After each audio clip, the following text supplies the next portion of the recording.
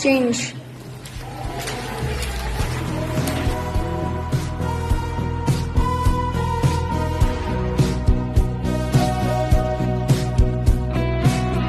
According to Newman 2022, physical activity helps build resilience to modern life stress, meaning that sports and exercise can improve how we interpret and cope with challenges rather than letting stress defeat us. Pressure from others, like expectation from parents, teachers, or classmates, may push you down, but like in sports, it can also push you to rise stronger.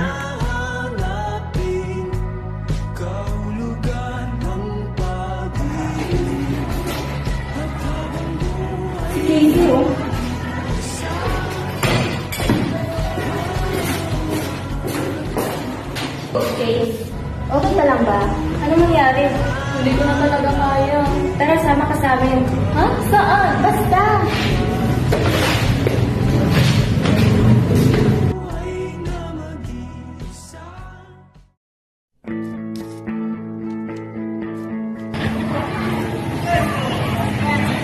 Please, tara laro. Sige.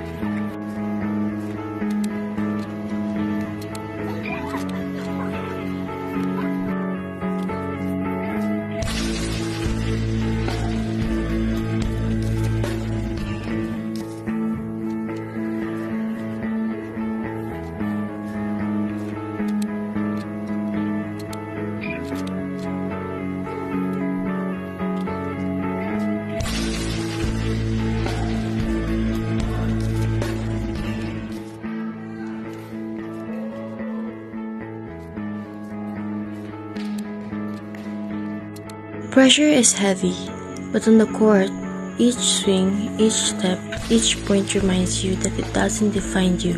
You define how you rise above it. Asan na ba yung batang yun? Nandyan ka pala ha. Patay ka sakit. Kasi, anong oras na ba't hindi ka pa umuwi?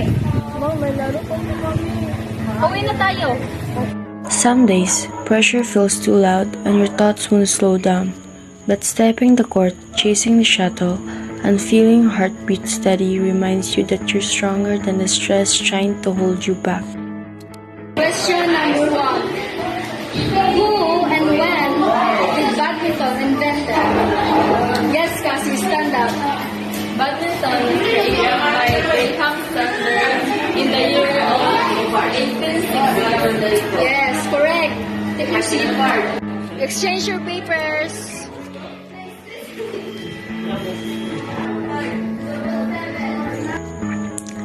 Life is like a game. You can't control every move or outcome, but you can keep playing with. Learn from every loss, stay humble in every win, and never give up. Because at the end of the day, what matters is that you showed up and gave your best. Choose sports, choose health, choose stress-free mind.